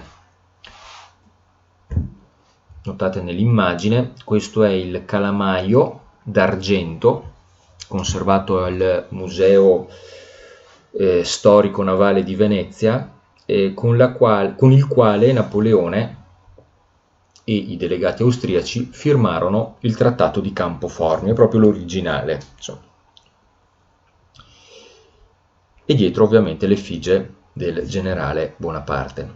E comunque con questo trattato venne ratificato, dicevo, l'accordo pregresso di Leoben, cioè ufficialmente, pubblicamente, l'Austria cedeva alla Francia il Belgio che era già stato conquistato dagli eserciti francesi, perché vi ricordo che allo scoppio della rivoluzione francese, no, dal 92 in poi, la Francia entra in guerra con l'Austria, la Prussia e diversi altri stati. Ecco, durante quelle guerre il Belgio venne conquistato dalle armate francesi e venne ceduto ufficialmente col Trattato di Campoformio. E soprattutto l'Austria riconosce alla Francia la sovranità sulla Repubblica Cisalpina. Vi ricordo che l'Emilia-Romagna era un territorio del Papa, quindi all'Austria non importava nulla, ma la Lombardia era un ducato austriaco, ancora dalla guerra di successione spagnola, per cui col Trattato di Campoformio l'Austria cede la Lombardia, che è diventata Repubblica Cisalpina, alla Francia. Quindi l'Austria cede Belgio e Lombardia. In cambio ottiene, e non era affatto poco, anzi ottenne la Repubblica di Venezia, tutti i territori di Venezia, che significa Venezia città, ma significa anche tutto l'entroterra, Veneto, Friuli, Istria e Dalmazia. E quindi l'Austria si affaccia prepotentemente sul Mar Adriatico. Tenete conto che questo trattato, i risultati di questo trattato non erano perfettamente condivisi dal direttorio di Parigi, cioè dal governo francese. Il direttorio di Parigi intanto non ambiva ad abrogare la Repubblica di Venezia, ma poi soprattutto non vedeva affatto di buon occhio la presenza austriaca nel nord Italia. Avrebbe preferito probabilmente la presenza di Venezia nel nord Italia, il direttorio, piuttosto che quella dell'Austria. E invece di fatto l'Austria si sostituì a Venezia, politicamente parlando. E qui capiamo quanto Napoleone intanto fosse spregiudicato, perché lui era un generale, non era un politico, ma fu lui a sedersi al tavolo delle trattative e a firmare quel trattato con gli austriaci. Chiaro che è vero, lui era un generale, ma era un generale che nel giro di un anno e mezzo aveva ottenuto delle vittorie assolutamente impensabili, per cui, come capita molto spesso, il potere militare poi si traduce in potere politico, non c'è niente da fare. E Napoleone ne era ben consapevole e non ebbe nessun problema a firmare un trattato che non sarebbe mai stato sottoscritto dai politici del direttorio che lo aveva nominato generale, tra l'altro, che gli aveva affidato l'Armata d'Italia. Per cui non ebbe paura a contraddire le volontà del direttorio e sapeva di essere abbastanza forte per poter agire autonomamente. E perché agì così Napoleone? Perché aveva un disperato bisogno di una propria base di potere stabile, e cioè lui aveva bisogno fondamentalmente della Lombardia.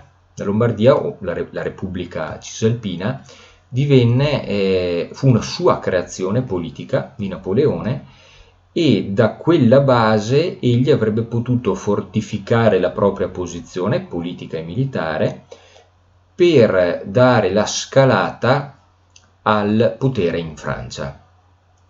Napoleone diventerà l'imperatore. È un po' curioso il fatto che un generale che si faceva veicolo delle idee rivoluzionarie poi diventerà imperatore, però le cose andarono così, diventerà imperatore della Francia. Ma per poter scalare la gerarchia politica in Francia aveva bisogno di uomini, mezzi, un'economia efficiente, di una base stabile, e quella era la Lombardia. L'unico modo per poter conservare la Lombardia era quello di sacrificare Venezia. In questo modo gli austriaci avrebbero accettato di cedere la Lombardia alla Francia e soprattutto a Napoleone. Ecco, il Trattato di Campoformio fu un duro colpo per tutti i giacobini italiani, perché in quell'occasione Napoleone scopre le carte. e cioè tutta la sua, non solo sua, tutta la martellante propaganda dei giacobini sulla libertà e sull'autodeterminazione dei popoli, si scioglie come neve al sole, non c'è niente da fare. Napoleone a Campoformio recupera il concetto di ricompensazione territoriale tanto caro agli stati d'antico regime. Cioè si comportò Napoleone come si erano sempre comportati i politici e i generali prima di lui. Aggressione armata, tavolo delle trattative, lo dico un po' in malo modo, compravendita dei territori. E la logica non era affatto diversa dalla logica che aveva sempre contraddistinto tutte le varie azioni diplomatiche dei politici precedenti. E questo trattato appunto disilluse moltissimi giacobini che si erano lasciati un po' ammaliare dagli slogan rivoluzionari, no? Della libertà, della fratellanza, dell'eguaglianza. E fra tutti, forse il più famoso, il disilluso più famoso, fu forse Ugo Foscolo, il quale partecipò attivamente con entusiasmo alla municipalità provvisoria a Venezia, ma poi quando seppe del trattato di Campoformio si sentì profondamente tradito e lo definì un ignobile mercato, tanto che poi esso fu anche uno dei motivi che nelle ultime lettere, no, di Jacopo Ortis inducono il protagonista Jacopo Ortis al suicidio.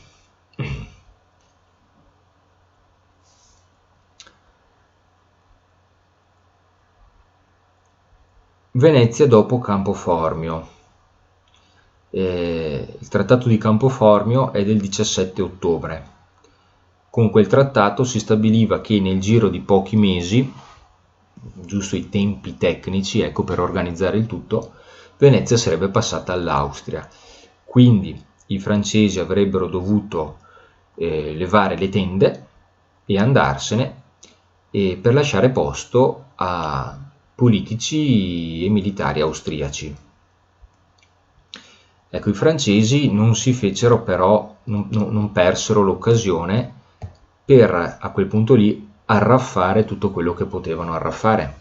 Avevano a disposizione una città da un punto di vista artistico ricchissima, ancora per pochi mesi, e poi avrebbero dovuto cederla agli austriaci.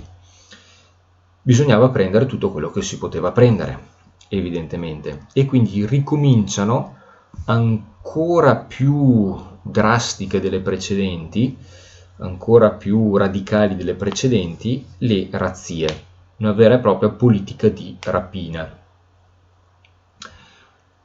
Cosa accade?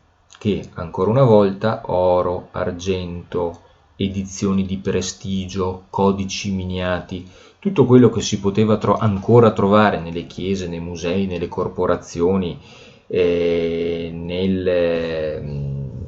conventi e così via a Venezia, venne portato via, venne razziato. E per così dire, alcune razzie più note di altre sono le seguenti. Questa vedete la piazzetta di San Marco, questo è il Palazzo Ducale, la foto è stata scattata dalla Basilica di San Marco. In fondo alla piazzetta vedete due colonne, e su queste due colonne, eccole qua, sono stati issati i simboli dei due patroni di Venezia. Il primo patrono è questo, San Teodoro, il secondo, ben più famoso, San Marco, e quindi il leone alato. Ecco, proprio questo leone qui venne razziato dai francesi dopo Campoformio e trasportato a Parigi. Venne poi restituito dopo la caduta di Napoleone, ma venne restituito a pezzi, se non sbaglio un'ottantina di pezzi, comunque completamente rovinato, distrutto. Sembrerebbe più per incuria che non per una volontà esplicita di accanirsi su quel simbolo. Per cui lo si dovette poi riparare, si dovettero risaldare insieme ai pezzi e e tornare a farlo risorgere sulla colonna dove era sempre stato. Ma ancora più famoso, vennero razziati i famosi 4 cavalli. Questa è una stampa storica, quindi un documento storico, vedete qua sotto, siamo alla fine del 1700, vennero asportati i famosi 4 cavalli di bronzo che fanno bella mostra di sé proprio sulla facciata di San Marco, no? La famosa quadriga. Ecco, anche questi vennero condotti a Parigi, questa volta tramite dei battelli, attraverso dei canali interni, e per rendere gloria all'esercito francese che dopo secoli di incolumità era riuscito a occupare Venezia e a sottometterla. Ci fu anche ecco qua, scusate, c'era un'altra immagine, vedete, questa è un'altra fonte storica, vedete il corteo di tutti gli oggetti razziati e trafugati non solo a Venezia ma anche negli altri territori sottomessi alle armate francesi. Ecco, in questo corteo, vedete, appaiono anche, questa è una fonte storica, vedete qua sotto, addirittura, vediamo se riesco a trovare qua, è Termidoro, quindi è la dicitura proprio del calendario rivoluzionario, vedete, 9-10 di Termidoro. Siamo quindi nell'estate. E qua fanno bella mostra di sé i 4 cavalli, anche loro portati in corteo trionfale a Parigi per celebrare le vittorie napoleoniche. Ma poi ancora venne razziato l'Arsenale di Venezia. L'Arsenale era un cantiere marittimo enorme dove si fabbricavano navi e cannoni. Ecco, tutto ciò che poteva essere asportato, quindi tutto il materiale bellico che poteva essere asportato, venne asportato e portato in Francia. Questo poteva anche avere un senso, visto che i francesi sarebbero stati sostituiti dagli austriaci, si volle lasciare al subentrante nemico austriaco un cadavere, una città morta, una città con meno risorse possibili, soprattutto da un punto di vista bellico. Ecco, questo può essere sensato. Qual è il problema? È che tutto ciò che poteva essere portato via venne portato via, quindi l'arsenale venne completamente spoliato. Ma tutto ciò che non poteva essere portato via venne distrutto. Non solo materiale bellico, che sarebbe finito nelle mani degli austriaci, ma anche tutto quel materiale o tutte quelle navi, per esempio da parata, delle navi stupende da parata, ricche di stucchi ornamentali, con scale fatte di marmo e quant'altro, che erano da parata e quindi non potevano attraversare l'Adriatico, potevano al massimo muoversi sulle lagune di Venezia. Ecco, su quelle ci si accanì con mazze ferrate, per dire, le si distrusse completamente o le si bruciarono, proprio per infierire fino all'ultimo su questa città, sulla città di Venezia. Ma l'atto forse più vergognoso, più barbaro, non c'è dubbio che sia stato un atto barbaro, fu la distruzione del famoso Bucintoro, che vedete qui nella slide.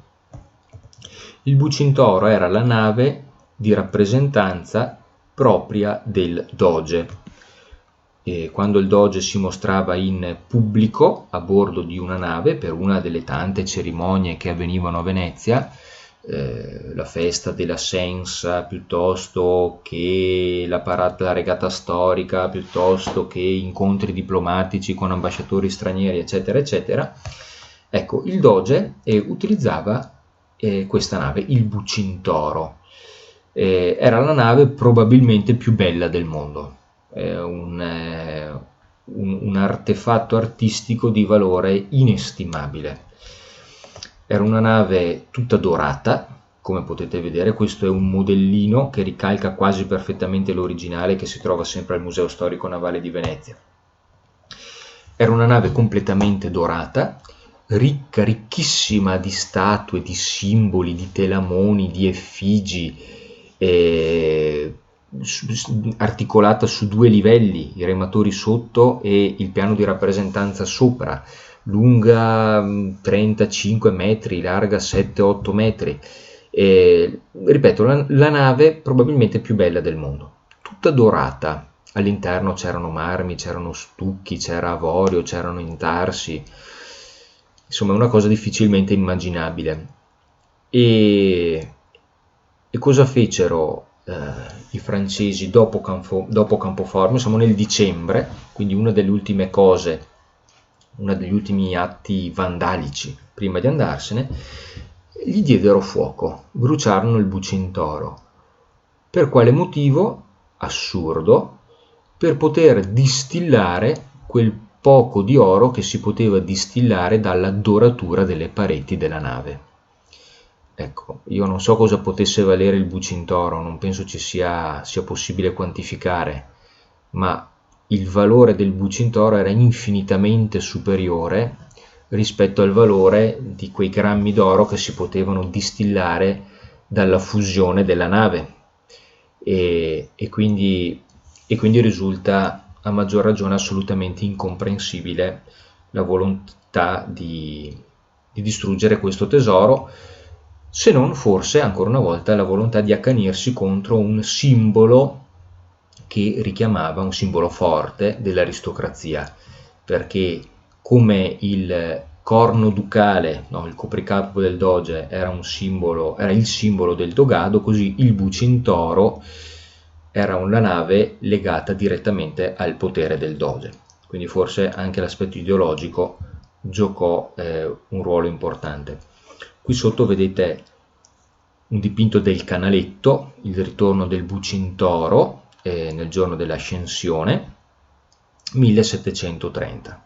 E qui vedete raffigurato il Bucintoro, ecco, tutto agghindato, vedete, con stoffe e sete di colore rosso, con il gonfalone e quant'altro.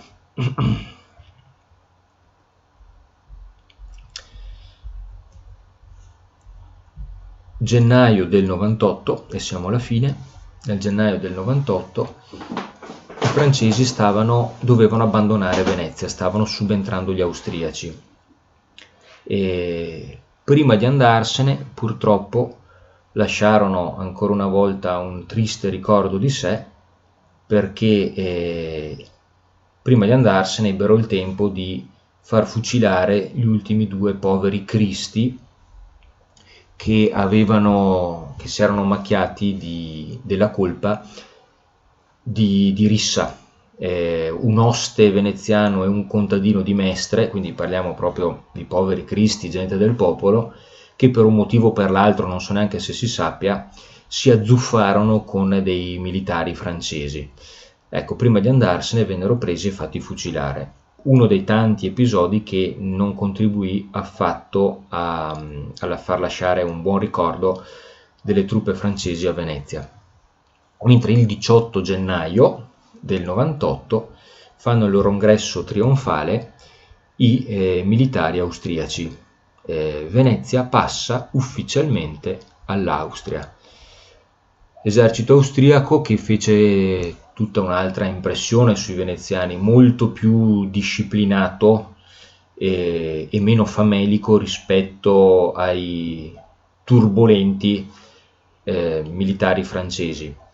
In questa immagine, anche qui una ricostruzione storica, si vede il momento in cui, per celebrare l'entusiasmo della presa di possesso di Venezia, un sogno che gli Asburgo accarezzavano da secoli, ma che non erano mai riusciti ad ottenere.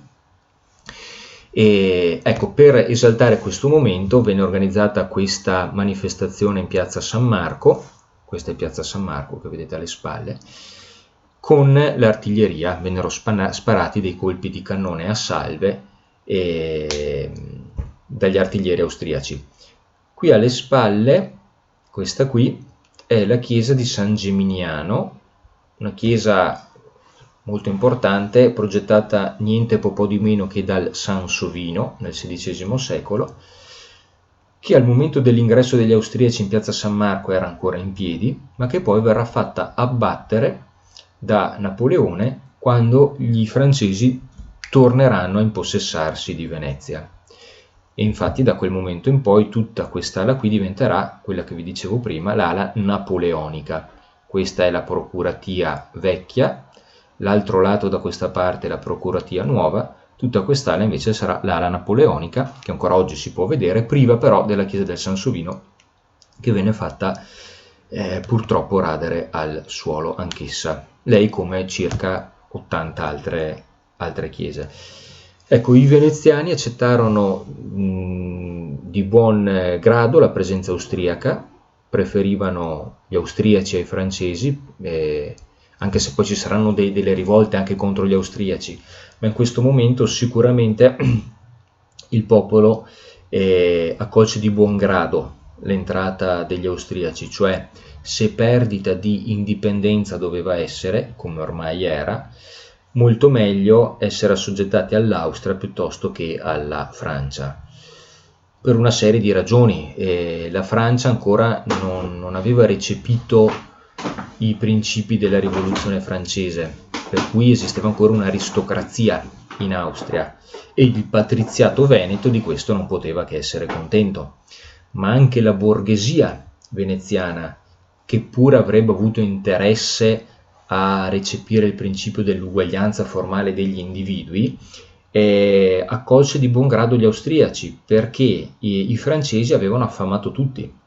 I decreti della municipalità, le spoliazioni a 360 gradi avevano non solo privato i nobili dei loro titoli, ma avevano anche impoverito la borghesia dei loro averi, ma anche lo stesso popolo, che a Venezia raramente soffrì la fame, anche lo stesso popolo salutò con entusiasmo l'arrivo degli austriaci, sperando di poter avere qualche pietanza in più da mettere sotto i denti.